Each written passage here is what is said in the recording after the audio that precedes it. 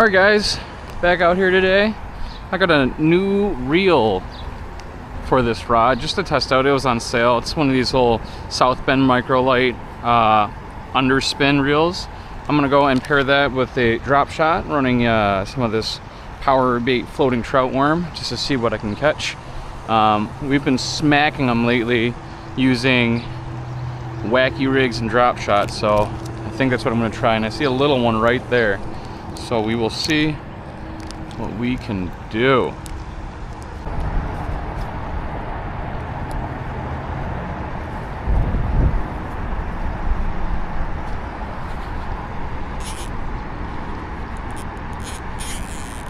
Oh my gosh.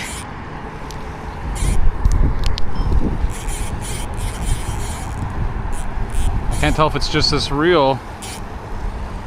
This feels good. It's just the reel. I mean, he's not a bad fish, but he's definitely not anything I haven't caught before. Oh gosh, almost slipped. Okay.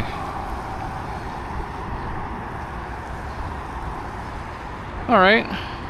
Nice little pounder. Thanks, buddy. Okay. Success.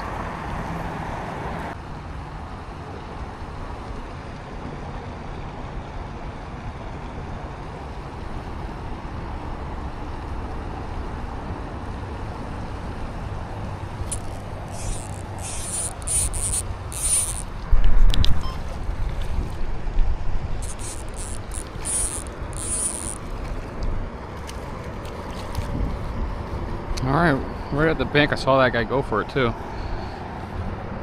I was worried that this rod wouldn't be able to actually utilize a wacky rig because of the way that it has no backbone, but it did fine. Thanks.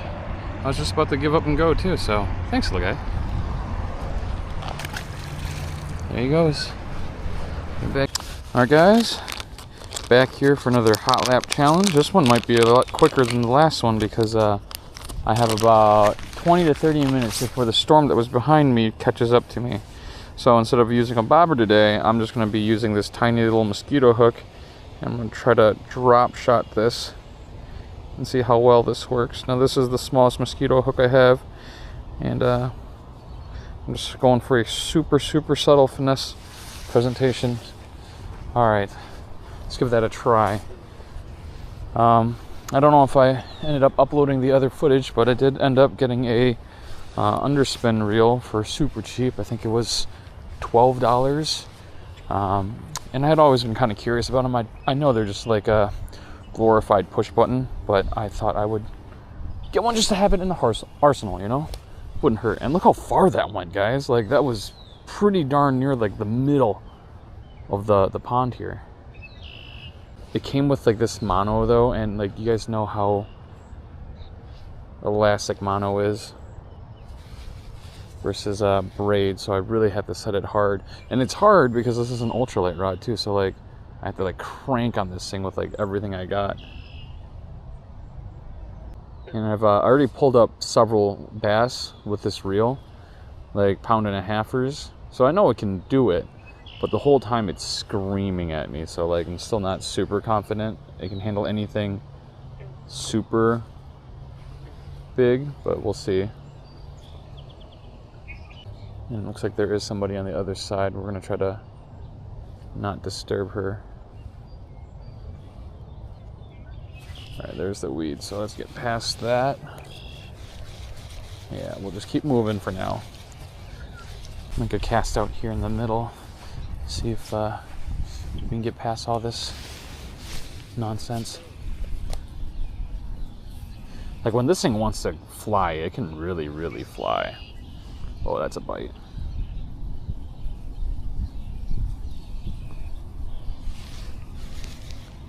See, like, there was definitely a fish on, but with this mono, there's so much stretch. And I've heard people say that like you with push button reels, enclosed reels, whatever you want to call them, you can't swap it out with braid because it'll cut through the little notch that's the mechanism that allows the line to be released. I don't know if that's true or not. I guess for oh, something just swirled right where was that? A $12 reel. It doesn't hurt to try, right? Or I could just try to pair this with like a stiffer rod, but this is supposed to be like a goofy little for fun setup, you know. I'm not trying to. Here we go. Oh, darn it. Do anything too crazy.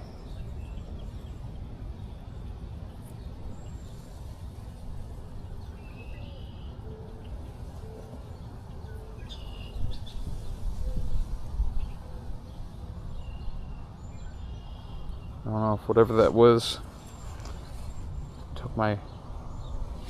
Oh, it's still on. It's still on. Let's go. Oh my gosh, I'm gonna fight it through all these weeds though.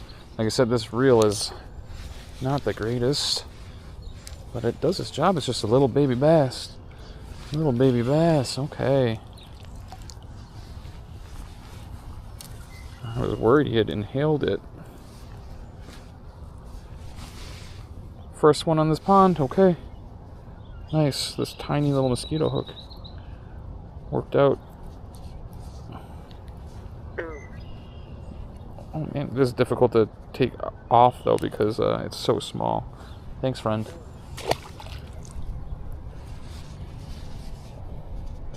Alright, let's keep moving. It looks like the goslings are now fledglings. Look at those guys. That guy's stretching his little leg. Cute. And give them their space.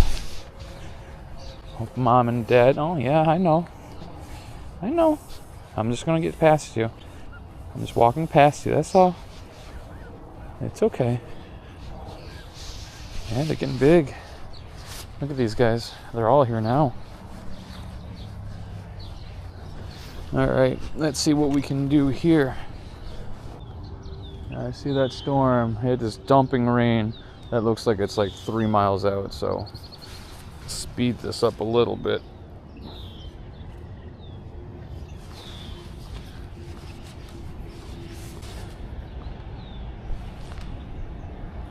I'll say even though the casting is super easy, the reel itself is not smooth. Like there's a lot of thumps coming from the cylinder, and it's messing with me because I think they're fish striking a lot of the time.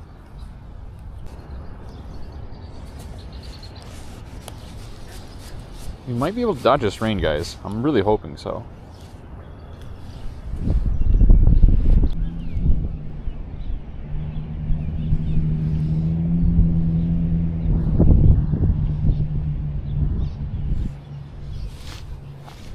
There we go. Here we go.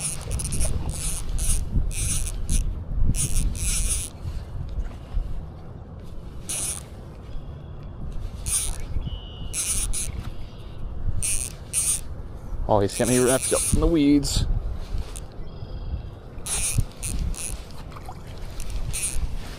Oh. Okay? Yeah. Yeah, look at this hook, guys. I use this super tiny, I think it's a size 8 mosquito hook right in the corner of the mouth there. Look at that. Nice little after-work fish.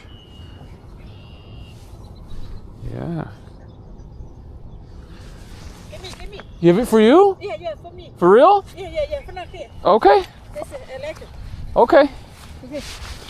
Oh, she's got another one too. Yeah. You eat? Yes. Give me. Thank you. Okay. Thank you. Okay. Okay. Yeah.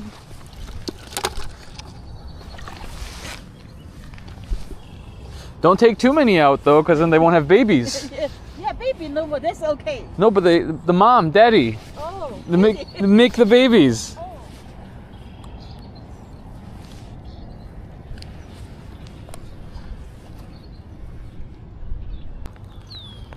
All right. I knew it was coming, so time for me to go. I really, honestly did not want to give that lady that fish, but who am I to judge? You know, you never know somebody's situation. And, you know, I am licensed. If I wanted to take a bass, I could take a bass.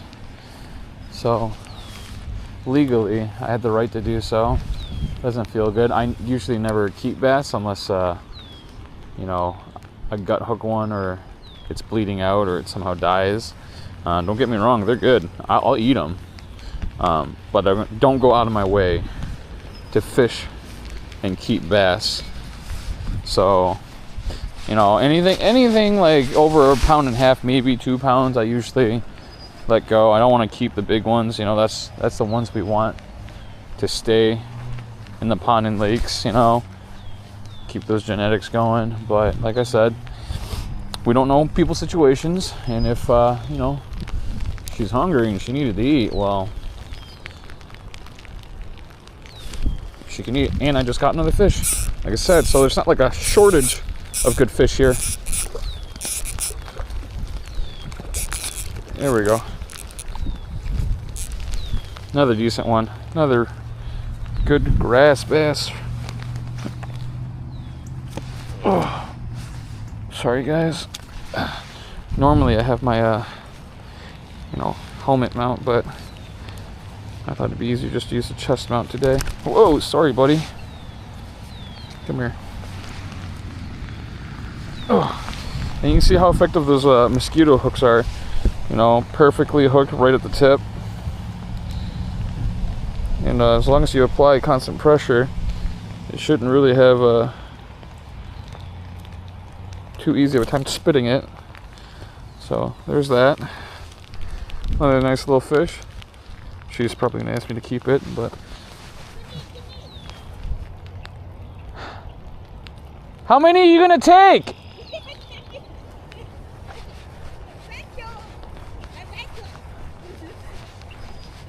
Don't take too much. Promise me something, okay? Thank you. Yeah, but if you catch a big one, no eat. Put it back, okay? Okay. This is okay, okay, but just okay. Don't take the big ones. The big one? The big one, put it back. Okay? Thank you. Okay, promise? Promise? Thank you. Okay?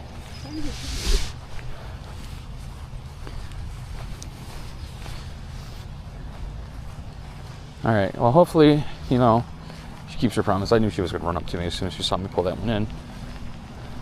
All right, well, I'm going to stop helping her get more bass to eat, so I want to get out of here. So, hopefully, I know those aren't the biggest ones I've caught. That first one was pretty good. It was not the biggest, but he was a good one. The second one, if she wanted to keep that, I wouldn't have really objected. Like, that's fair eating size. It was like a pound, no, 1.25 pounds, 1.5 pounds. That's totally fine. I just, like I said, I don't like to go and fish out and remove anything decent from the system, especially a little pond like this that's got nothing replenishing it. So I might not fish this for a little bit. I love this pond, but this is obviously what I don't like. Bucket fishermen. Like I said, if you are a bucket fisherman, you fish to eat, cool, good on you. Just make sure you're licensed and you're doing it legally and you're not over harvesting. You know, it's a resource.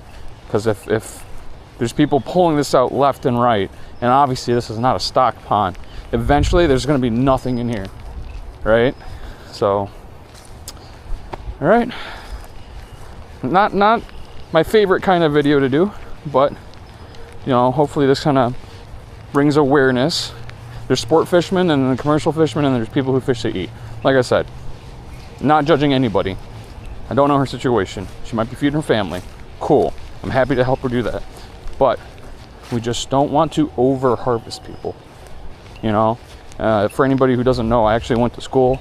I have a degree in fisheries and wildlife terrestrial population management.